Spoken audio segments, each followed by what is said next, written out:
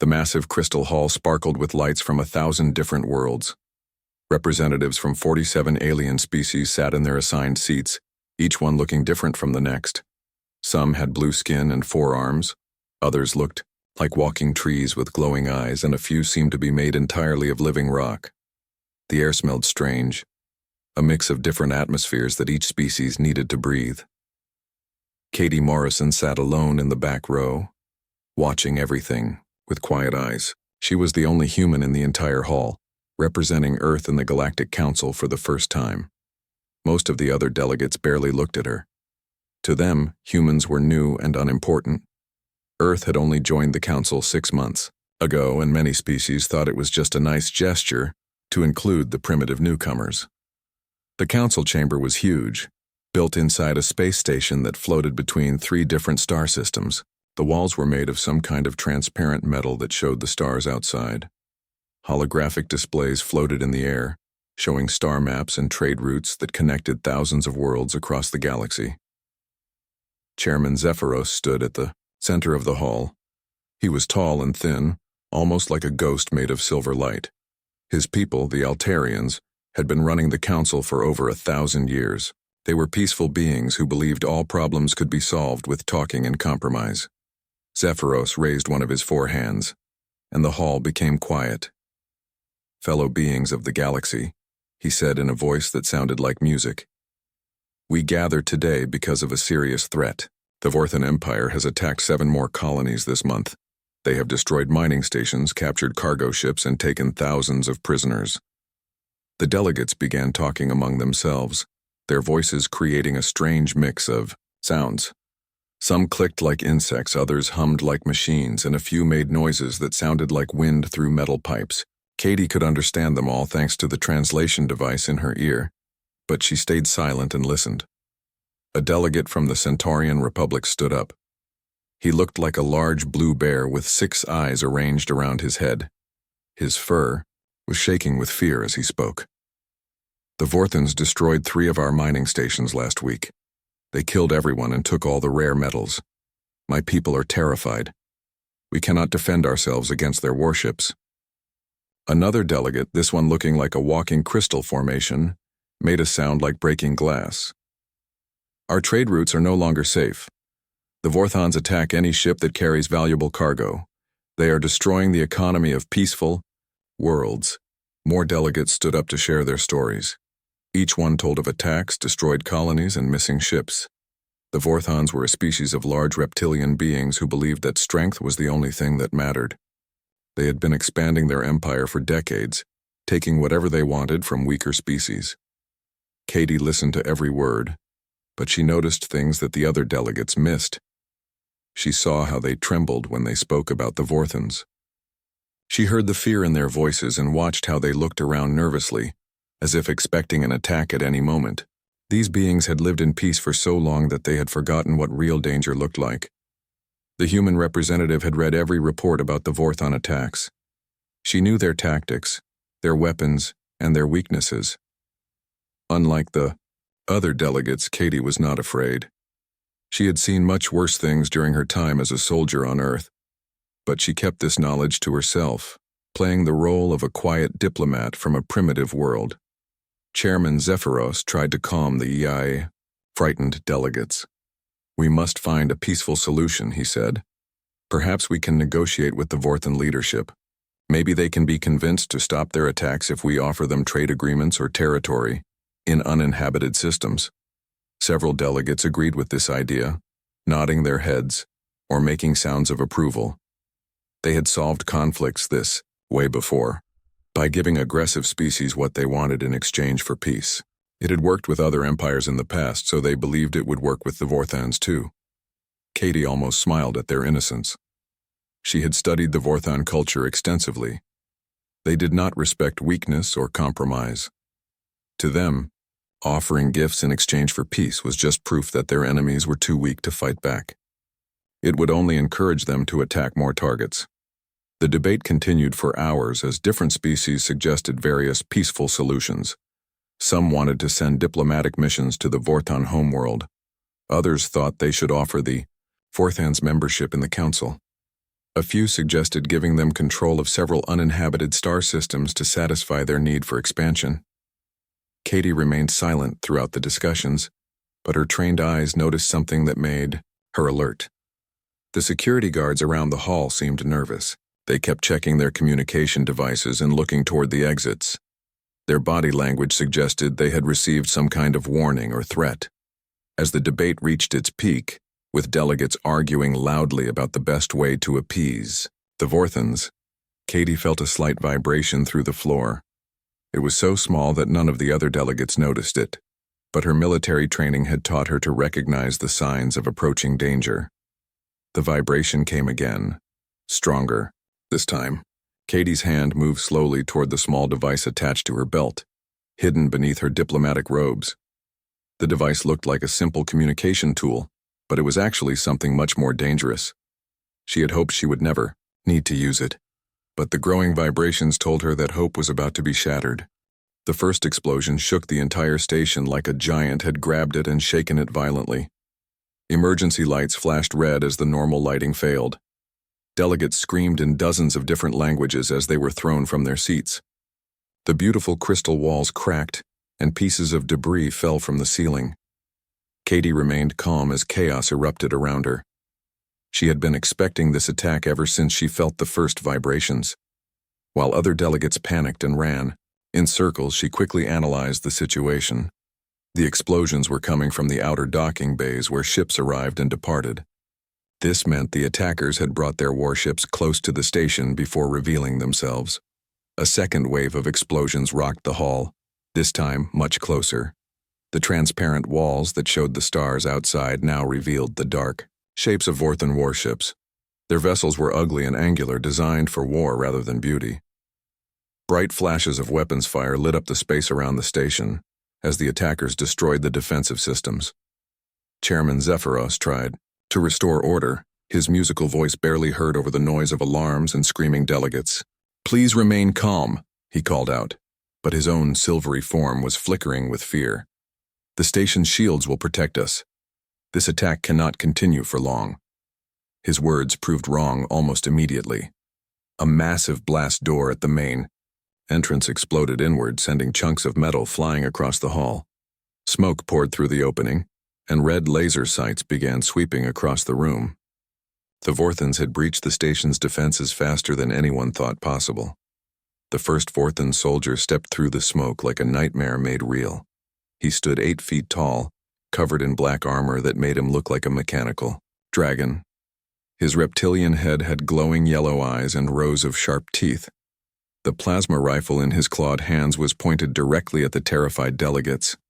More Vorthon soldiers followed, moving with military precision as they surrounded the hall. Their armor was covered with scars from previous battles, and each soldier carried enough weapons to destroy a small building. They moved like predators who had cornered their prey, taking their time because they knew no one could escape. The delegates huddled together in the center of the hall, making pitiful sounds of fear. The Centaurian representative was crying blue, tears that stained his fur. The crystal delegate had stopped glowing entirely, trying to make himself invisible. Even the proud delegates from the warrior species looked defeated before the battle had even begun. War Commander Thax entered the hall last, his armor more elaborate than his soldiers. He carried himself like someone who had conquered many worlds and planned to conquer many more. His yellow eyes surveyed the cowering delegates with obvious disgust.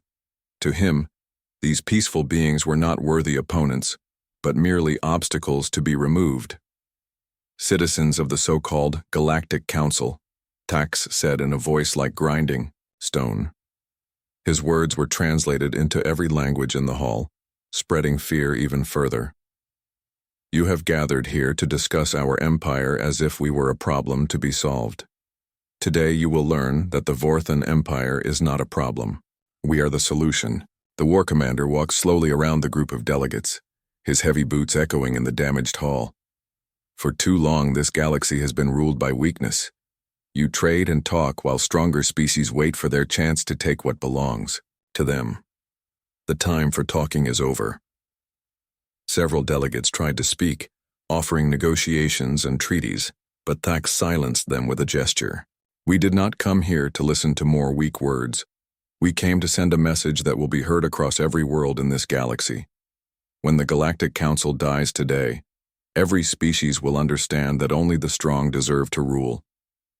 Katie watched the scene unfold with professional interest. The Vorthons had planned this attack well, but she could see several mistakes in their execution. They had focused entirely on intimidating their prisoners and had not properly secured the hull. Their weapons were powerful but designed for open combat, not close quarters fighting in an enclosed space. Most importantly, they had dismissed her completely as a threat. War Commander Thax continued his speech about Vorthon superiority, while his soldiers maintained their positions around the hall. Every world that currently sends representatives to this council will become part of our empire. Your resources will fuel our expansion. Your people will serve our needs. Resistance will result in the complete destruction of your planets. The delegates sobbed and pleaded, offering anything the Vorthons wanted if they would spare their lives. Some promised to surrender their entire worlds without a fight. Others begged for mercy for their families and children. The sounds of their desperation filled the hall like a symphony of defeat. Katie remained silent during all of this, but her eyes never stopped moving. She counted soldiers, noted their positions, and identified their weak points. The device on her belt was ready to activate, but she needed to wait for the right moment. Timing would be everything if she wanted to save the delegates and stop the Vorthon plan. You have one choice, Thax announced, raising his weapon toward Chairman Zephyros. Surrender every world represented in this council to Vorthon rule, or watch as we execute every delegate in this hall. You have 30 seconds to decide. The countdown began, and the hall filled with desperate voices as delegates begged their chairman to agree to the demands. They were willing to sacrifice their entire civilizations to save their own lives. Katie could see that Zephyros was wavering, his peaceful nature making it impossible for him to choose between immediate death and eventual slavery. As the countdown reached 15 seconds, Katie finally moved. She stood up slowly, drawing the attention of several Vorthon soldiers. Their weapons turned toward her, but they did not fire immediately. To them, she was just another helpless alien trying to make a final plea for mercy. Interesting tactics, Katie said in a conversational tone that cut through the noise of panic. Her voice was calm and steady, completely different from the terrified sounds of the other delegates. Though I count several serious flaws in your battle plan. War Commander, Thax turned toward her with curiosity and growing annoyance. Like most species in the galaxy, the Vorthons knew almost nothing about humans except that they were new members of the Council. Earth was considered a primitive world with no military significance. The idea that this small alien could critique Vorthon military strategy was both amusing and insulting. Your species talks too much, Thax growled, pointing his weapon directly at Katie. You will die with the rest of these cowards, but you can die first if you prefer. Katie smiled at War Commander Thax with the kind of expression that should have warned him he was making a terrible mistake. But like most beings in the galaxy, the Vorthons had no experience with human facial expressions. They did not understand that a calm smile in the face of overwhelming odds was not a sign of madness but a promise of violence. You made one critical error in your intelligence gathering, Katie said, her voice still perfectly steady despite having a dozen weapons pointed at her. You assumed that the newest member of the Galactic Council was also the weakest. That assumption is about to cost you everything. The other delegates stared at her in confusion and horror. They could not understand why the human was antagonizing their captors instead of begging for mercy like everyone else. Chairman Zephyros made a sound of distress, clearly believing that Katie was going to get them all killed with her defiant behavior. War Commander Thax stepped closer to Katie, his massive form towering over her small human frame. His yellow eyes glowed with anger and amusement. Your primitive world was invited to join this council out of pity. Everyone knows that humans are weak creatures with inferior technology. You have no weapons, no warships, and no way to threaten the Vorthon Empire. Katie nodded thoughtfully as if considering his words carefully. You are right about some things. Earth does not have the biggest fleet in the galaxy. Our technology is newer and simpler than most species, but you forgot to research the most important thing about my people. She pressed the small device on her belt and suddenly everything changed. The red emergency light switched to normal illumination, revealing details that had been hidden in the chaos. The Vorthan weapons sparked and died as an electromagnetic pulse disabled their electronic systems. Emergency blast doors slammed shut across every exit, sealing the hall completely. "I am Colonel Katie Morrison of Earth Special Forces," she announced, her diplomatic facade falling away to reveal the trained killer underneath. "And you just walked into a trap that has been 6 months in the making." The Vorthans found themselves holding useless weapons while facing an enemy they had completely underestimated. Their armor still worked, but their plasma rifles and energy weapons were nothing more than heavy clubs. War Commander Thax roared with fury and charged at Katie, relying on his size and strength to crush the small human. Katie moved like liquid lightning, stepping aside at the last possible moment and using Thax's momentum against him. The massive Vorthan crashed into a support pillar with enough force to crack the metal. Before he could recover, Katie had already moved on to her next target. The nearest soldier swung his disabled rifle like a club, but Katie ducked under the attack and struck him in the throat. Her blow hit the joint where his armor met his helmet, collapsing his breathing apparatus. As he fell, she relieved him of his sidearm, a plasma pistol that had been shielded from the electromagnetic pulse. The other delegates watched in amazement as the quiet human diplomat transformed into something they had never seen before. Katie moved through the Vorthan soldiers like a force of nature, using their own confusion and the hall's architecture against them. Every movement was precise and deadly, showing years of training in combat situations. A group of 3 soldiers tried to surround her, but Katie used the panicking delegates as cover. She rolled behind the Centaurian representative, who was too terrified to move, and came up firing the captured plasma pistol. The weapon felt strange in her hands, but the basic principles were the same as human firearms. Point and shoot. The first shot took down a soldier who was trying to flank her position. The second shot disabled another soldier's armor, leaving him vulnerable to a precise strike that sent him crashing to the floor. The third soldier hesitated, confused by tactics he had never encountered before, and that hesitation cost him everything. Katie had studied Vorthan physiology during her preparation for this assignment. She knew exactly where their armor was weakest and how their reptilian bodies moved. Every strike was calculated to cause maximum damage while using minimum effort. She fought like someone who had spent her entire life learning how to kill efficiently. War Commander Thax recovered from his collision with the pillar and roared challenges at Katie, but she ignored his attempts to engage her in direct combat. Instead, she continued to systematically disable his soldiers, removing them from the fight one by one. Each defeated Vorthan made the others more desperate and less coordinated. The hall became a maze of fallen soldiers and confused delegates.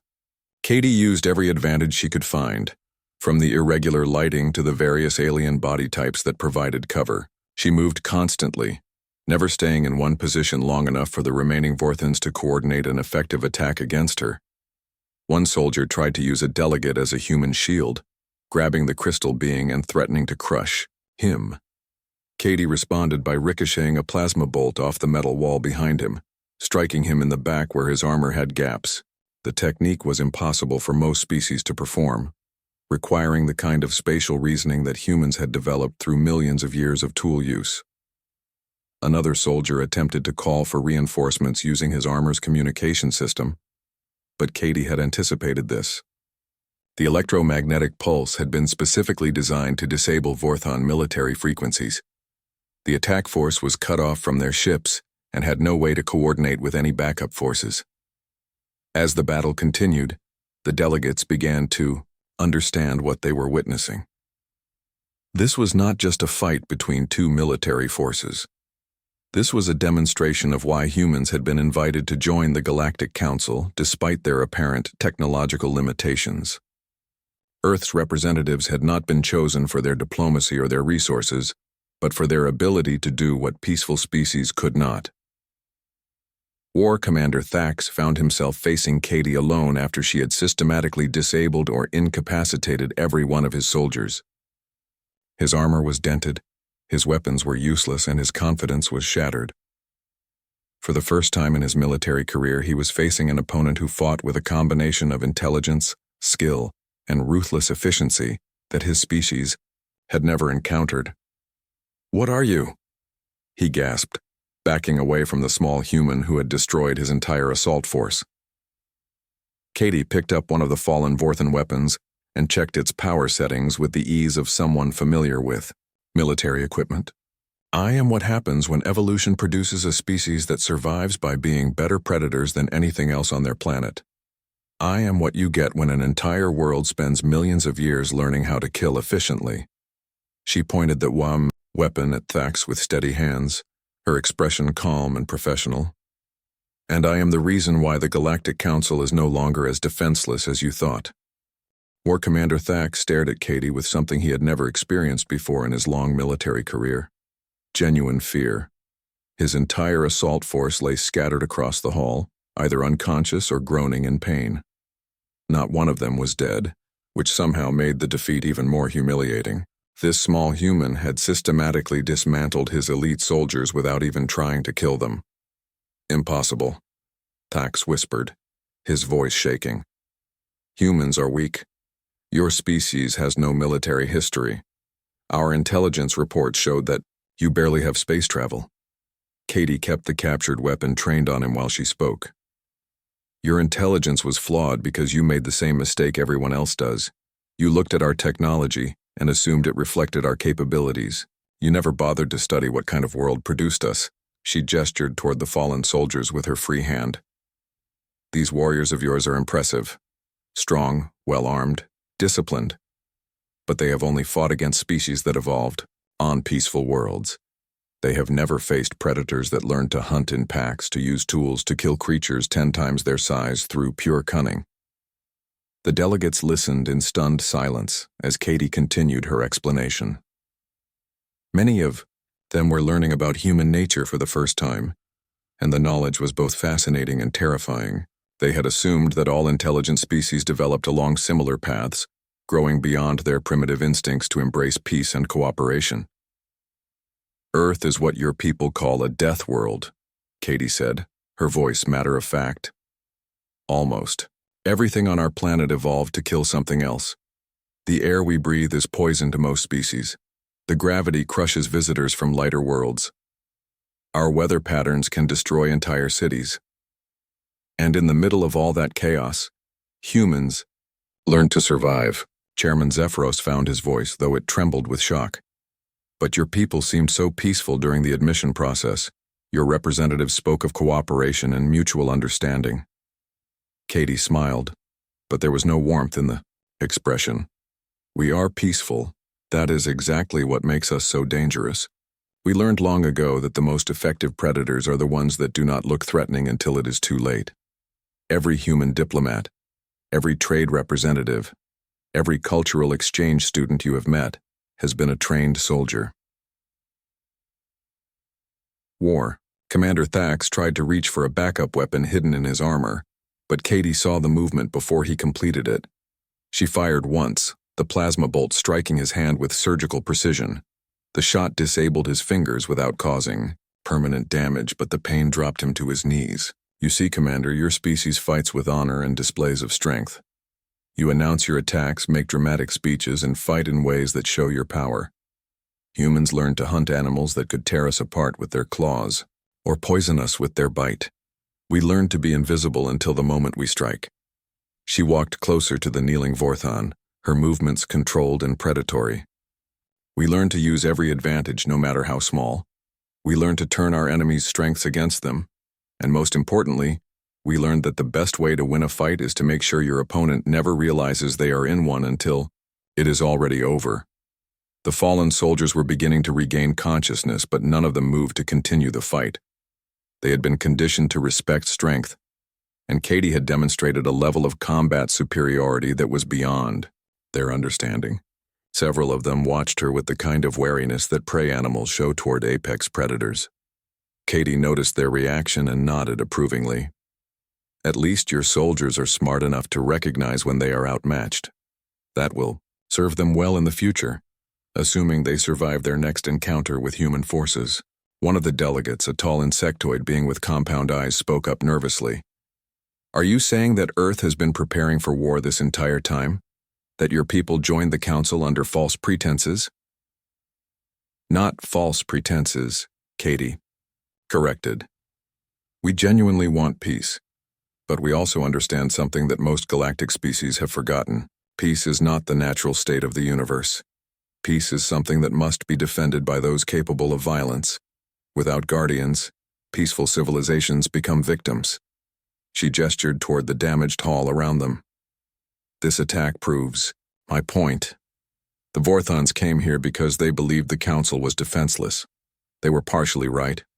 Most of you are defenseless. But the council is not, because Earth is part of it now. War Commander Thax struggled to speak through his pain and humiliation. Even if you defeat us here, our empire will send more ships. We have thousands of warships and millions of soldiers. One human cannot stop an entire civilization. Katie's smile grew wider, and this time it was genuinely terrifying. One human just did stop your assault force, but you are right that I cannot fight an entire empire alone. Fortunately, I do not have to. She pressed another control on her belt device and new holographic displays appeared around the hall. The images showed space battles taking place across the galaxy, with human ships fighting alongside vessels from council member species. The human ships were smaller and less impressive than the massive Vorthon warships, but they moved with a deadly grace that spoke of superior tactics and training. While you were planning this attack on the council station, human military advisors were training defense forces on 47 different worlds. While your fleets were gathering for your grand invasion, human engineers were upgrading the weapons and shields of every council member. While you were making speeches about Vorthon superiority, humans were teaching your enemies how to fight. The displays showed Vorthon ships being systematically destroyed by coordinated attacks from species that had never shown military capability before. The tactics were clearly human in origin, focusing on mobility, surprise, and the effective use of combined forces rather than brute strength. Thax watched his empire's fleets being defeated and felt something break inside his mind. This is impossible. Our forces are superior. Our weapons are more powerful. Our warriors are trained from birth for combat. Your warriors are trained to fight other warriors, Katie said. Humans are trained to win. There is a difference that your species never learned to appreciate. She walked over to where Chairman Zephyros was still huddled with the other delegates. The Galactic Council is under new management, effective immediately. Earth will be providing military protection for all member species in exchange for continued cooperation and support. Any empire that threatens council worlds will discover why humans are the apex predators of their homeworld. The chairman looked up at her with a mixture of gratitude and fear. What will happen to the Vorthon Empire? Will you destroy their entire civilization? Katie considered the question seriously before answering. That depends entirely on them. If they withdraw from conquered territories and agree to peaceful coexistence, they will be allowed to rebuild their society. If they continue their aggressive expansion, they will learn why every other predator species on Earth either went extinct or learned to avoid humans. War Commander Thax made one final attempt at defiance. The Vorthon people will never surrender to primitives like you. We would rather die fighting than live in submission. Katie nodded as if she had expected this response. Then you will die fighting, but your people will have the choice that you are refusing to make: survival or extinction. Most species choose survival when they understand the alternatives. She looked around the damaged hall at the fallen soldiers and terrified delegates. The galaxy is about to learn that peace and civilization require guardians who are willing and able to use violence in their defense. Today marks the beginning of a new age, one where peaceful species can develop and thrive under the protection of those evolved to be their defenders. 3 days after the failed assault on the Galactic Council, the entire galaxy was buzzing with news and rumors about what had happened. The official reports were carefully written to avoid panic, but word spread quickly through trade networks and diplomatic channels. A single human had defeated an entire squad of elite Vorthon soldiers without killing any of them. The implications of this event sent shockwaves through every civilization in known space. Dr. Ryan Murphy stood before an emergency session of the council, facing delegates who looked at him with a mixture of curiosity and fear. As Earth's chief xenobiologist, he had been called to explain how such a thing was possible. The hall had been repaired, but everyone could still feel the tension from the recent battle. Many delegates kept glancing toward the back row where Katie Morrison had sat so quietly before revealing her true nature. "Honored representatives," Dr. Murphy began, adjusting his simple glasses and looking uncomfortable under the intense scrutiny. "I have been asked to explain human capabilities and why our species was invited to join this council. What you witnessed 3 days ago was not an anomaly or a special case. It was a normal human operating under standard combat conditions." The insectoid delegate from the Kepler system made a clicking sound of disbelief. Normal? That human female defeated trained warriors with decades of combat experience. How can such ability be considered normal for your species? Dr. Murphy activated a holographic display that showed a rotating image of Earth from space. The planet looked beautiful and peaceful, with blue oceans and white clouds. But as the image zoomed in, it revealed landscapes that made several delegates gasp in shock. Vast deserts where temperatures could kill most species within minutes. Frozen wastelands where the cold would freeze alien blood solid. Jungles filled with plants and animals that existed only to consume other living things. Earth is classified as a Class 12 death world, Dr. Murphy explained. Only 3 other planets in known space have received this classification, and none of them produced intelligent life. Our world has tried to kill us every single day for millions of years. We survive by becoming better at killing than anything else on our planet. Chairman Zephyros leaned forward with interest and growing horror. "But surely your species evolved beyond such primitive instincts when you developed intelligence and technology." "That is where you misunderstand human development," Dr. Murphy said, changing the display to show early human history. "We did not evolve beyond our predatory nature. We learned to use intelligence to make us better predators. Every major advancement in human civilization was driven by our need to hunt more effectively or defend ourselves from other hunters." The holographic display showed scenes that shocked the peaceful delegates. Humans using tools to hunt massive creatures. Early human tribes working together to bring down prey 10 times their size. The development of agriculture, metalworking, and engineering, all connected to humanity's constant struggle for survival against a hostile environment. "Your species developed in peaceful environments," Dr. Murphy continued. "You learned to cooperate, because cooperation was rewarded. Competition was limited and rarely lethal. Most of you evolved from prey species that survived by avoiding conflict rather than winning it." A delegate from the crystalline hegemony made a sound like wind chimes. "Are you saying that all humans are warriors? That your entire species is militaristic?" "No," Dr. Murphy replied. "Most humans are peaceful and prefer to avoid violence. But every human carries the genetic memory of millions of years of successful predation. When threatened, we can access capabilities that peaceful species cannot understand. Colonel Morrison is not a superhuman. She is simply a human who has trained those natural abilities to their full potential." The display changed again, showing human children playing games that would be considered military training by most species. Tag, hide and seek, competitive, sports and strategy games that taught tactical thinking from an early age. Even human entertainment was based on conflict, competition, and the defeat of opponents. "Every human child learns to hunt and fight through play," Dr. Murphy explained. "We call it games, but it is really training for survival. By the time we reach adulthood, every human has spent thousands of hours practicing the skills that Colonel Morrison used to defeat the Vorthons." War Commander Thax had been brought to the session as a prisoner, his hands bound and his armor removed. He listened to the explanation, with growing understanding and despair.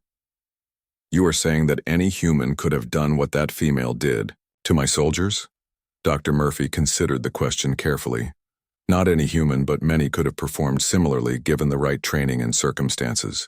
Colonel Morrison represents the top 5% of human combat capability, but the bottom 50% could still pose a serious threat to warriors from most other species."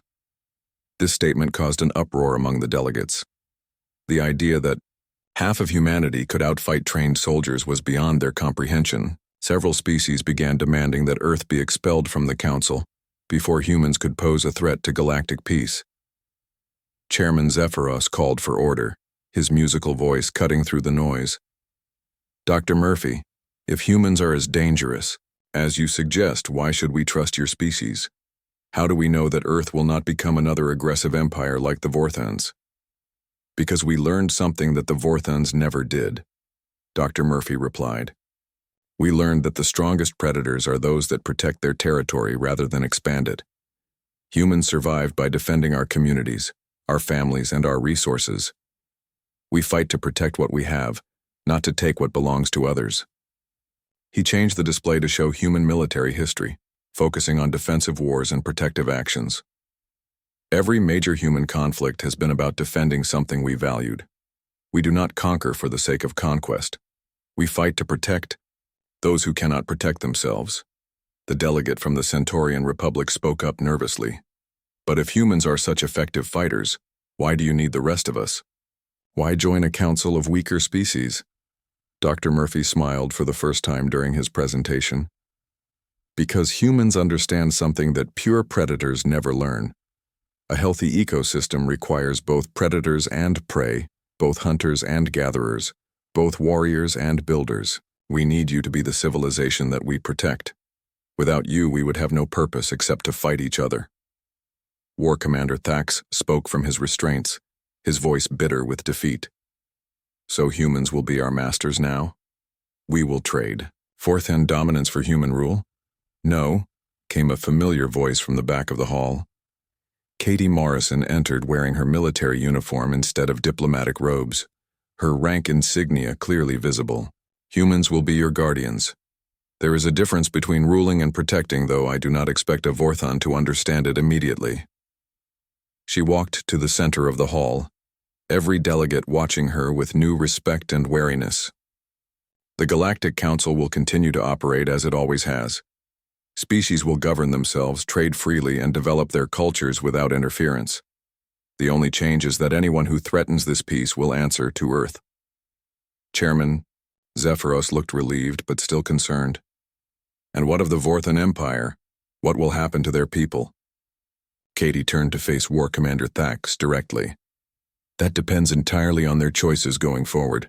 They can withdraw from conquered territories and learn to coexist peacefully with their neighbors, or they can continue their aggressive expansion and discover why humans are the only species to survive on a Class 12 death world. The hall fell silent, as everyone contemplated the implications of this new galactic order. Peace would be maintained not through diplomacy and compromise alone, but through the promise of swift and decisive action against anyone who threatened it.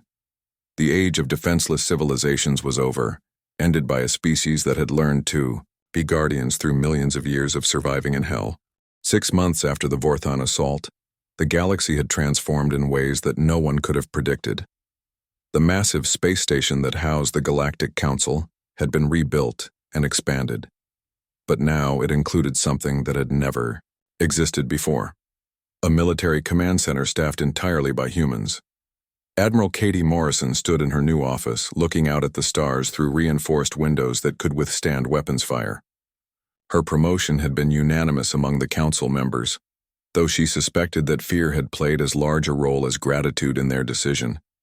The office was simple and functional, reflecting human military preferences rather than the elaborate decorations favored by other species. On her desk sat reports from across the galaxy, each one telling the same story. The Vorthon Empire had collapsed not through military defeat, but through internal revolution. When news of their failed assault reached the Vorthon homeworld, their own people had risen up against the military leadership that had led them into disaster. War Commander Thax was now serving as a liaison between his reformed government and Earth's military advisors. Ambassador Jake Collins entered the office carrying a tablet full of requests and proposals. He had replaced Katie as Earth's diplomatic representative, but everyone understood that he was primarily a messenger between the real power center and the council floor. The balance had shifted permanently in favor of those who could protect, rather than those who could only negotiate. The Altarian Collective wants to establish a human training facility on their homeworld, Jake reported, settling into a chair across from Katie's desk. They are offering to fund the entire operation in exchange for having a permanent garrison of Earth forces. Katie reviewed the proposal with interest. How many other species have made similar requests? 17 so far this week, Jake replied. The crystalline hegemony wants human advisors for their defense fleet. The Kepler Confederacy is asking for help designing new weapon systems. Even the Peaceful Botanical Union wants to learn basic combat techniques. The transformation was remarkable and somewhat disturbing. Species that had spent thousands of years developing art, philosophy, and science were now desperately trying to learn the skills of war.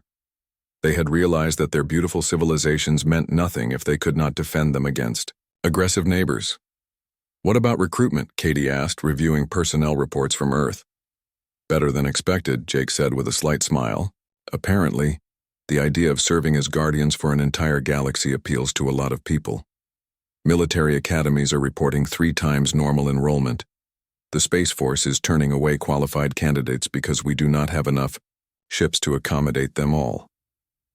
Katie nodded approvingly.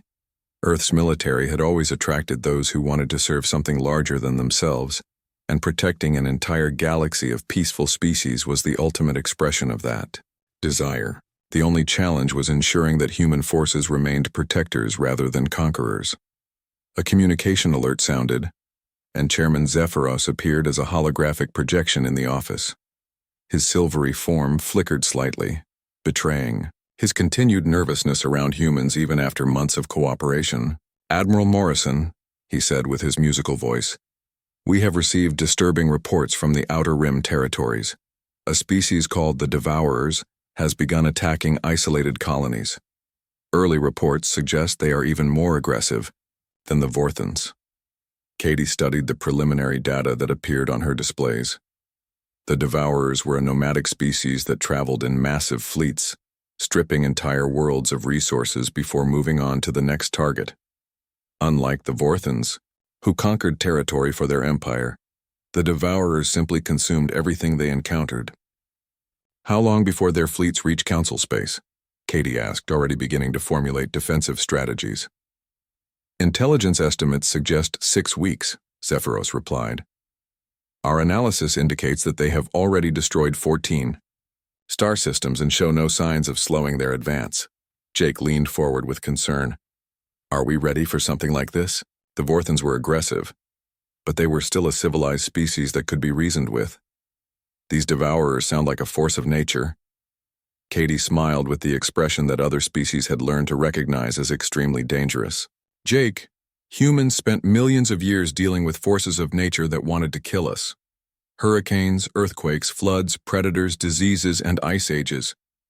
We learned to survive all of them by adapting faster than they could destroy us. She activated her command console and began issuing orders to human forces across the galaxy. All Earth ships are to form defensive perimeters around Council worlds. Military advisors will coordinate with local defense forces to establish evacuation procedures. Research teams will analyze Devourer technology and tactics to identify weaknesses. Chairman E. Zephyros watched the efficient mobilization of human forces with a mixture of relief and amazement. In the old days, it would have taken weeks to organize even a diplomatic response to such a threat. How are you able to coordinate so quickly? Because humans understand something that peaceful species often forget, Katie explained while reviewing fleet positions. In a crisis, speed is more important than perfection. It is better to act immediately with incomplete information than to delay while gathering more data. Over the following days, the galaxy watched as human forces prepared for the coming storm. Earth's ships moved with the same deadly grace that Katie had displayed in the council chamber, positioning themselves where they could do the most good while maintaining the flexibility to respond to changing conditions. The Devourers arrived exactly on schedule, their massive fleet emerging from hyperspace at the edge of Council territory. Their ships were organic constructions that looked more like living creatures than manufactured vessels. They moved in swarms rather than formations, overwhelming their targets through sheer numbers rather than sophisticated tactics.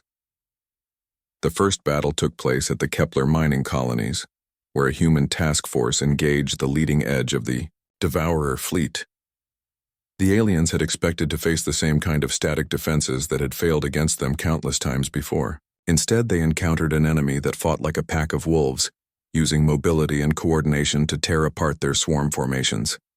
Admiral Morrison commanded the defense from her flagship, a sleek vessel that carried more firepower than ships twice its size. She watched the battle unfold on holographic displays while issuing orders to her scattered forces. The tactics were pure human evolution: strike fast, strike hard, and always maintain the initiative. All ships, execute. Hunter protocol, she commanded, and the human fleet scattered into smaller groups that began systematically destroying Devourer vessels. Each group operated independently but remained coordinated through constant communication and shared targeting data. The Devourers found themselves facing an enemy unlike anything in their experience. Instead of trying to match their numbers or outgun their massive ships, the humans used precision strikes to cripple key vessels and disrupt the swarm's coordination. It was the difference between a mob and a military force. Within hours, the Devourer advance had been stopped cold. Their survivors fled back into deep space, carrying word of a new predator species that defended the galaxy with ruthless efficiency. The message spread quickly through the galactic underground. The council worlds were no longer defenseless prey. Katie stood in her office afterward, reading reports of minimal casualties and successful defense of all targeted worlds. Jake entered with a bottle of champagne and 2 glasses, his face showing relief and pride. "To the Guardians of the Galaxy," he said, pouring the drinks. Katie accepted her glass, but corrected his toast. "To the galaxy that gave us something worth protecting," she replied. "Humans were always good at fighting. Now we finally have a reason to fight that makes us proud." Outside the reinforced windows, ships from dozens of species traveled safely through space that was now protected by Earth's children. The galaxy had learned that peace was not weakness when it was defended by those who understood the true cost of freedom. And in her simple office, Admiral Katie Morrison continued to stand watch, ensuring that civilization could flourish under the protection of humanity's ancient gift for controlled violence.